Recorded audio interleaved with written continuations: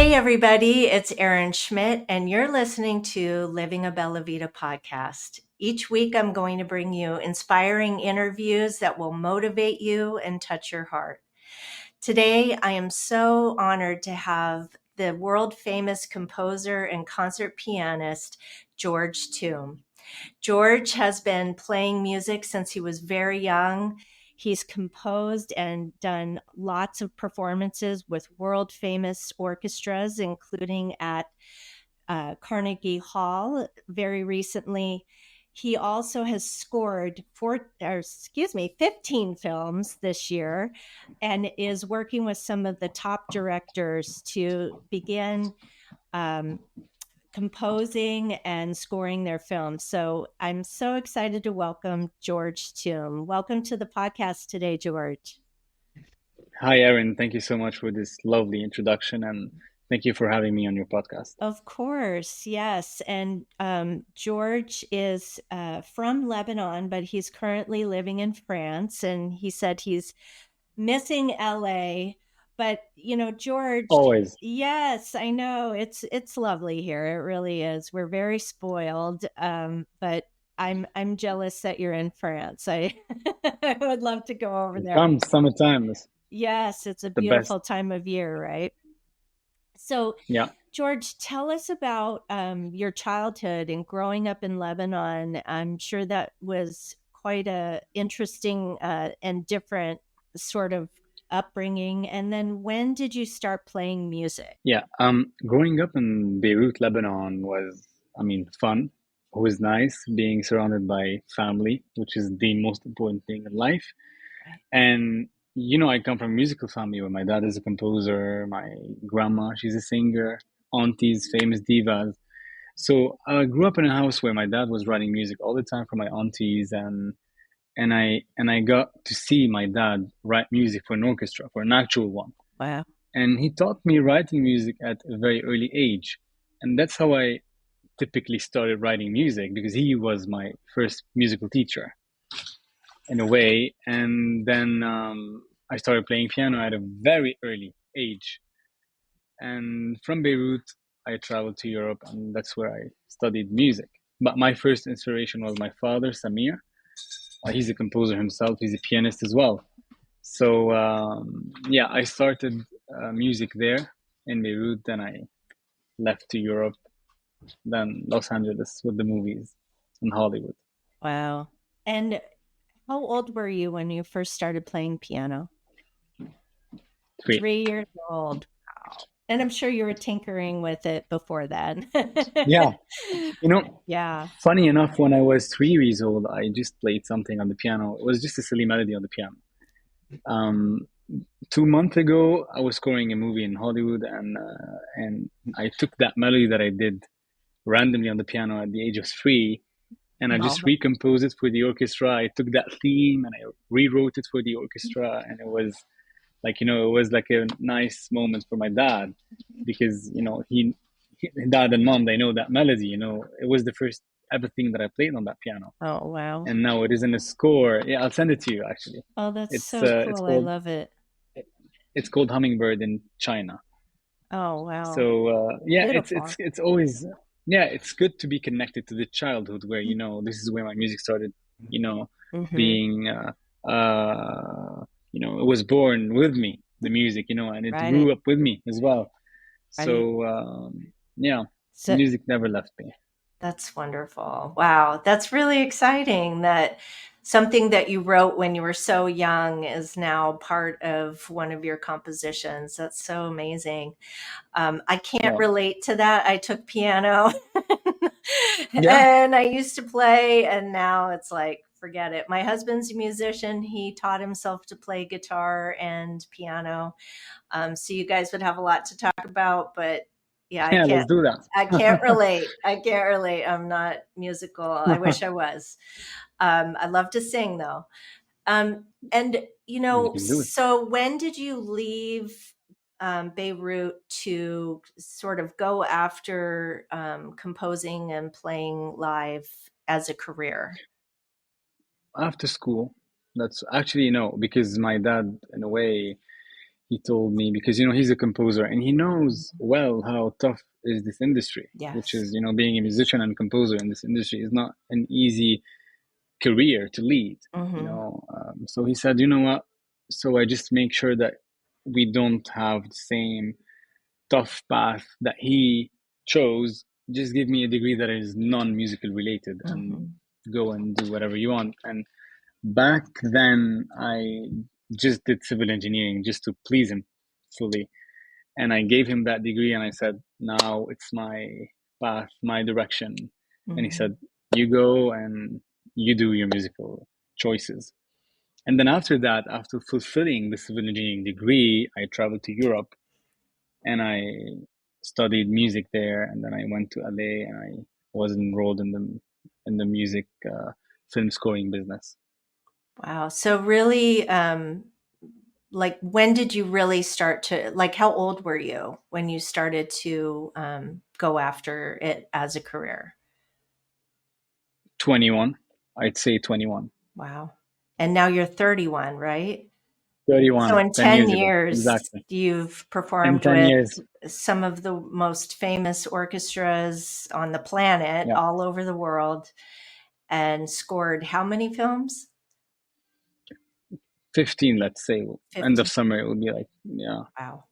So your career is just basically on fire now in 10 years. A little bit. Well, that's Yeah. amazing. I thought that you had been composing since you were very young, and I didn't Oh, yeah. realize you Yeah. went to school for something else. I can relate. I loved dance, and my heart and soul, I wanted to go and dance on Broadway, and my parents are like, "Yeah, you need to go get a degree." So, Absolutely. yeah, But, our I don't parents regret do it, that to be because they honest. love us, right? Yeah. Exactly. But I don't regret it because I feel, in a way, civil engineering gave me a way of finding solutions to problems or communicating with people, a better Mhm. communication. I don't know. But at the same time, no, I started composing at a very early age, 4 years old, Yeah. but yeah, I started giving these pieces to the orchestra at the age of 22, Yeah. 21. It was the Lebanese Philharmonic Orchestra. That was the first orchestra I ever collaborated with. Wow. And after that, I mean, in Yeah. Europe, Italy, France, yeah. Nice. Well, I know. And it's interesting in some of your other interviews, you've mentioned that you're a total night owl and your creative times are from like midnight to 6 a.m. or something. So you're just, Big time, big time. yeah. I don't know why, Erin, the music at night sounds different in my ears. Mm, I feel at night, I don't know, like I can listen deeply yeah. to the music. I can imagine those musicians playing the music. Wow. I feel silence inspires me, dark places inspires me. Mm-hmm. Mm-hmm. So yeah, Wow. when during the day, it's crowded, chaos, people, Right. There's noise. too I many feel at night it's distractions. too many distractions. That's it. Yes. So nighttime for me probably is the best time to create. Daytime for me probably is the best time to orchestrate, which is executing Mm. this music on paper. Yeah, Right. So actually writing it out and composing it on paper for the exactly. orchestra. Yeah, Wow. Um, yeah, that's such a feat. I can't even imagine being a musician and then writing music for an instrument that I don't readily play. I mean, that's incredible that you're just able to do that in your mind. Um, absolutely. Yeah. And so, how did it feel coming to America and playing at Carnegie Hall? I know that was very recent, right? Um, Yeah, actually, it was my first concert in the East Coast.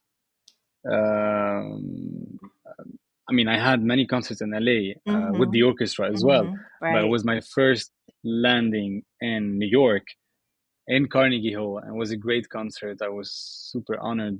I felt honored to be there, and I look forward to be there again next year.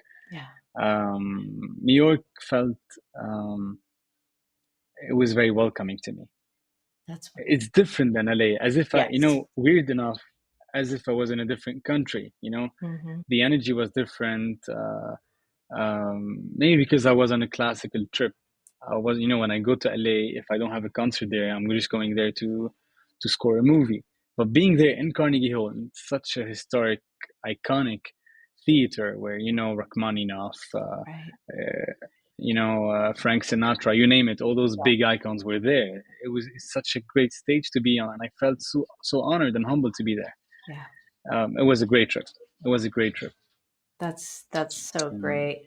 Yeah, and I know that what you mean about LA versus New York. New York has its own energy. It's just like you can feel it pulsating through that city. exactly, Yeah, I exactly. know America's like that. We have so many different cities that each one has its own energy and feel. So, And magic. Yeah, yes, it definitely exactly. does. And I know that you're starting to score even more films with some top directors. What are your thoughts on staying grounded and not forgetting about what's important to you while your career takes off? Oh, that's a very nice question. I mean, I mean, I always hear people saying, stay humble, stay humble. Mm-hmm. I am humble. I know it myself, but Yeah. I think it's not easy to find the balance between focusing on your career and keeping the connection with people in a way where people do not define that by this distance, Mm-hmm. by arrogance. You know what I mean? Mm-hmm. I think being in my field, in my work, I think focusing on the music, studying other composers' music, which just show you that you are such a small entity next to them, will always force you to be humble. In my field, I'm not an actor, I'm not a director, not a producer, but I'm just talking as a composer. Every time I read Beethoven's pieces, Mozart, Rachmaninoff, Wagner, Mahler, I learn to be humble. I'm obliged to be humble because I always feel as a small entity next to them. So I feel the music is such a huge ocean, Mm-hmm. and I'm always a student in this world, a huge world of music. So I always feel like, all right, I have a lot of things to learn, no matter where I reach in the world. I'm still a student in this huge ocean that is music. So I'm sure that being humble is something that I have, but I hope and I pray that I'll stay like that because you never know what changes in life. Mm. Right. I think it's just with the process. I mean, I don't like to say, yeah, I am humble and I always stay Mm. that way because the devil always comes to you and Yeah. he might affect you. Yes. But I pray to stay so. I pray to stay so Well, I love because that's that. the only way I'll be inspired. Yeah. Absolutely. And that's leads me to my next question actually is um, does faith kind of guide you when you're composing or just in your life in general? How has faith Yeah. impacted maybe some of your musical pieces or other times when maybe you were doubting if you were going to make it as a composer? Sorry, my faith in God or my faith in my music Well, or both? both, really. Yeah. Mainly faith in God, Um, but yeah. yeah. I mean, I'm someone who who didn't have much faith in God before years back, even though I come from a family that is a believer, all of them. Hmm. But with years coming by in my, I started being more, I started having more questions, and some personal experiences in my life and my career made me believe and made me uh, pray. And I felt that my inspiration is taking off again. And I know that for sure there's a divine force that is always helping me writing music because music at the end of the day is something that doesn't exist in this world, is not there. So writing something that doesn't exist, that something you cannot touch, something that hit your ears, Hmm. hit your eyes, hit your emotions, Yeah. it's kind of magic, when you hear music and You feel sad. This is magic. You feel happy. You feel this is magic. Mhm. So I feel this God gave me this gift to use it in the best way possible, which is influencing people, making people feel better about it, about their life, about their problems. I don't know, portraying movie messages in the best way possible. And I really want my music to keep on walking this direction, which is the good direction, the positive energy, the good influence. And I hope I stay like that. I love that. That's great. Hmm. And I think that's true of a lot of people. I was raised Catholic, and, my parents gave me a Oh, very strong belief. I think you're also Catholic. I'm Catholic too. Yes. And it's not uncommon in our 20s to kind of be like, oh, okay, that's fine. And, and then come back to it once life has kind of, thrown some things at us that we didn't expect that were Yeah. really big challenges. And Aaron, I was commissioned to write a new Ave Maria to the Vatican. That was a hard piece to write because I can be inspired by a woman. I can be inspired by my mother, my sister, my friend, my lover. But being inspired by the Virgin Mary was something tough to write. I bet. That was a tough piece, but I finished it, and it will be performed in hopefully next Christmas. Oh, that's beautiful. I can't wait to hear Yeah. it. That's one of the Mm. most incredibly touching pieces of music. And Yeah. yeah, growing up in the church, that's something that you can't listen to that and not be moved. I don't care Exactly. if you're Christian or not. It's just such a Absolutely. touching piece of music. Yeah. That's why they call it a classic, right? It'll never go out of style. Absolutely. Um, Never. do you have any advice for those that are looking to become a composer or a concert pianist? Okay, so concert pianist, I know my they're advice different. to them, Yeah, very different. Just practice. That's it. I mean, that's the best thing they could do. Practice, practice, practice, and eventually they will be at their best. Being a composer, it's not like someone decides to be a composer. Someone has it. It's either he has it or not. hmm Listen to as much as classical music as possible. Learn from other composers' scores.